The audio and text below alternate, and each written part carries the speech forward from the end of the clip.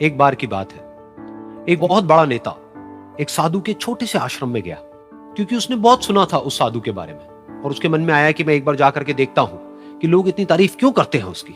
तो जब वो उस आश्रम में गया तो वहां पर एक छोटा सा कमरा था जहां पर एक कालीन बिछा हुआ था। वहां पर कुछ लोग बैठे हुए थे नीचे और साधु जी सामने बैठे हुए थे। कुछ सवाल जवाब चल रहा था। तो जैसे ही वो अंदर गया, वो अकेला नहीं था, उसके साथ में 4 बॉडीगार्ड्स भी थे और उसको ये आदत थी कि जहां पर भी वो जाता था लोग अपनी जगह से खड़े हो जाते थे, उसकी तरफ देखते थे, हाथ जोड़ते थे, अपना सर झुकाते थे। लेकिन यहां पर ऐसा कुछ भी नहीं हुआ।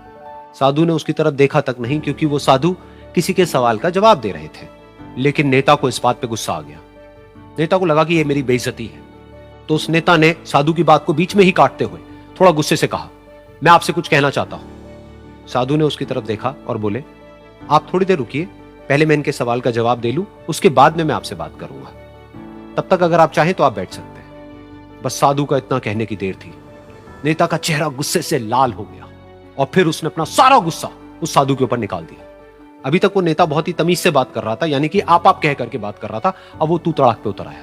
नेता ने उस साधु को कहा, तुझे पता भी है मैं कौन हूं और तू किससे बात कर रहा है? साधु ने उसकी तरफ देखा और कहा, मुझे इससे कोई फर्क नहीं पड़ता कि आप कौन हैं, लेकिन आप जो कोई भी हैं, अगर आप चाहते हैं कि मैं आपके सवाल का जवाब दूं या आपसे बात करूं तो आपको कुछ देर रुकना होगा। और साधु के ये कहते ही नेता गुस्से से पागल हो गया और वहीं सबके सामने चीखने चिल्लाने लग गया, अब मैं तुझे तेरी असली औकात दिखाऊंगा।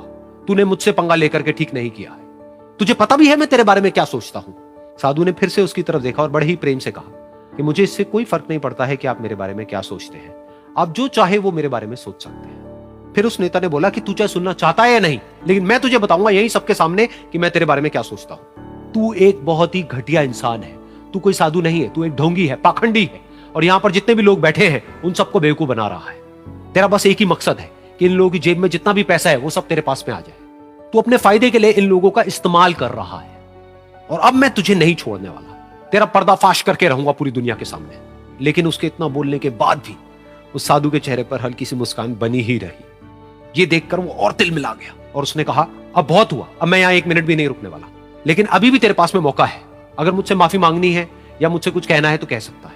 इतना सब होने के बाद भी साधु बिल्कुल शांत था और उनके चेहरे पर एक मुस्कान थी।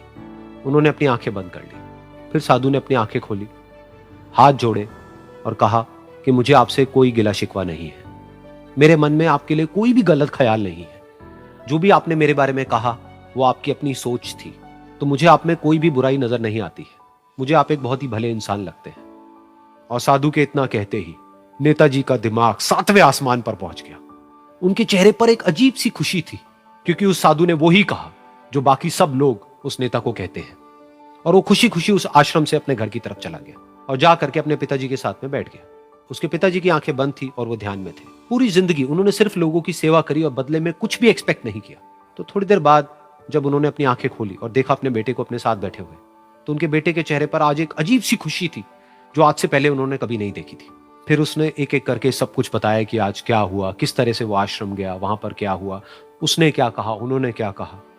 तो जब इसके पिताजी ने पूरी बात सुनी तो थोड़ा सा मुस्कुराए और अपने बेटे को देख करके बोले कि उन्होंने तुम्हारी तारीफ नहीं करी है, क्योंकि उन्होंने वो नहीं कहा कि जो तुम हो, उन्होंने वो कहा कि जो वो खुद है।